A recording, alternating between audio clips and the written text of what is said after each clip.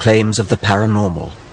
And now he has set up this test for dowsing, a properly controlled double-blind trial.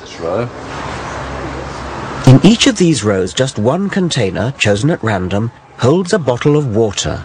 All the rest contain sand. Neither the dowsers nor the tester are allowed to know where the water is until the boxes are opened. So there are no unintentional giveaways. Have another go. Safeguards like this make the double-blind trial one of the crowning achievements of scientific reason. Okay, put it on the end one then. Number 6 again. I'd say so. Okay. Right. What you'll typically find when you talk to dowsers is they'll give you lots and lots of anecdotal evidence, lots of stories about how they discovered a leak in their neighbour's pipes and so on and so forth. But there are always other possible explanations there. Yes. What we're trying to do is set up conditions which would rule out any of those other explanations. But then we get down to the very fundamental, basic issue: can the dowsers actually do what they think they can do? Yes.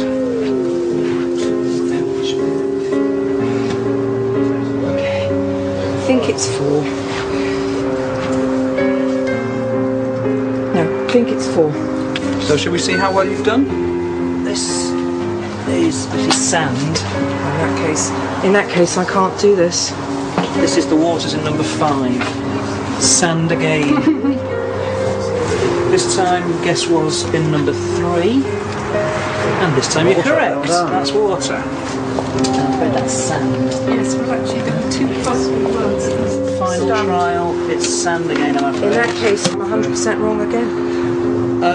Well, you got 1 right out of 6, which is what we'd expect by chance. So far, they're performing pretty much in line with mean chance expectation. In other words, guesswork. Yeah. So no one has scored more than 2 hits out of 6.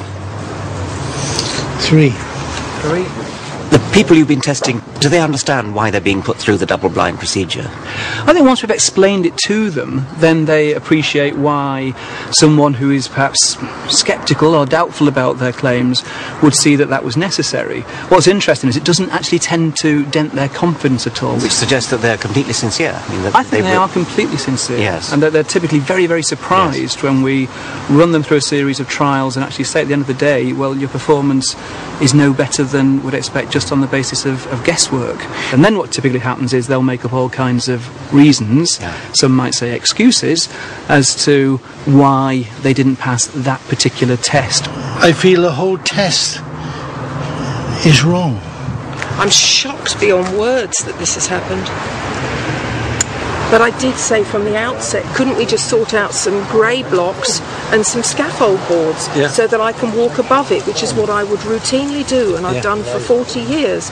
Who knows where or what bottles were in what tubs. That's the whole point, isn't it? That's the whole point. But if you understand dosing like I do, you'll understand that everything leaves an image. This state of denial is extraordinary. Even when confronted with hard fact, these dowsers prefer not to face up to truth, but retain their delusion.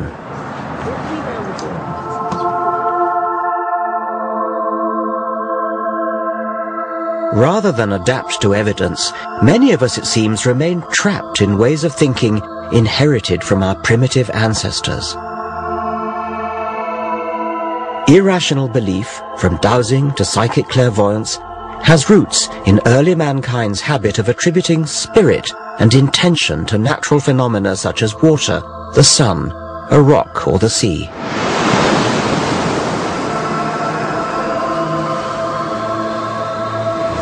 The sea has often been thought to be a malevolent force actively out to get you. In 480 BC, King Xerxes of the Persians built a pontoon bridge across the Hellespont, and a rough sea came and wrecked it. And King Xerxes was so furious that he sentenced the sea to 300 lashes. I wonder whether there's something of King Xerxes in all of us to this day. We don't want to believe that things just happen. We want to believe that there's some kind of deliberate intention behind everything, even where inanimate objects are concerned. And perhaps that is the key to humanity's belief in the supernatural.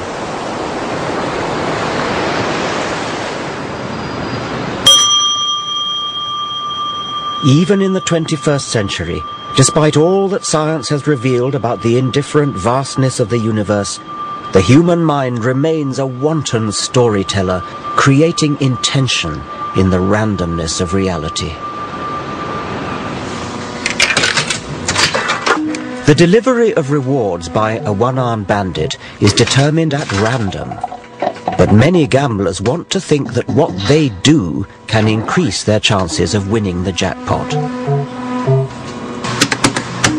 They stand on one leg or wear a lucky shirt.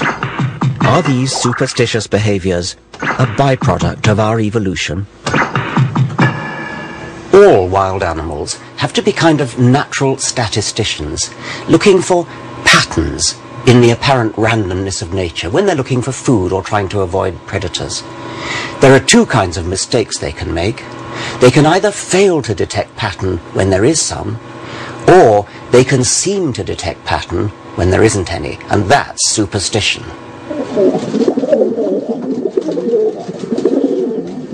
60 years ago, the American psychologist B.F. Skinner investigated the behavior of pigeons, rewarding them with food when they learnt to peck a key in the feeding apparatus.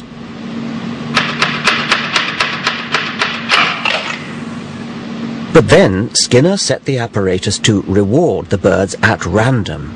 Now the pigeons just had to sit back and wait. But that isn't what they did.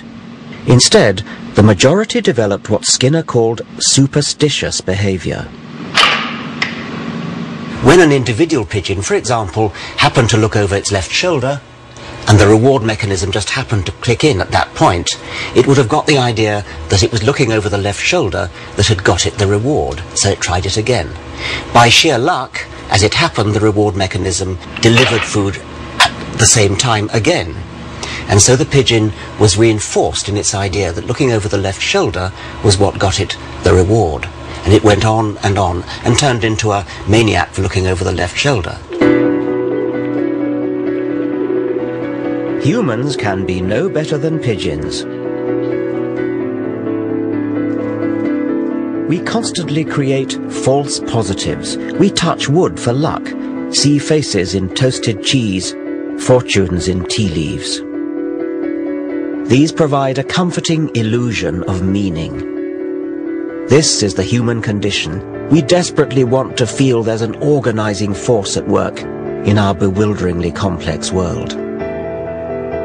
And in the irrational mindset, if you believe in the mystical pattern you've imposed on reality, you call yourself spiritual.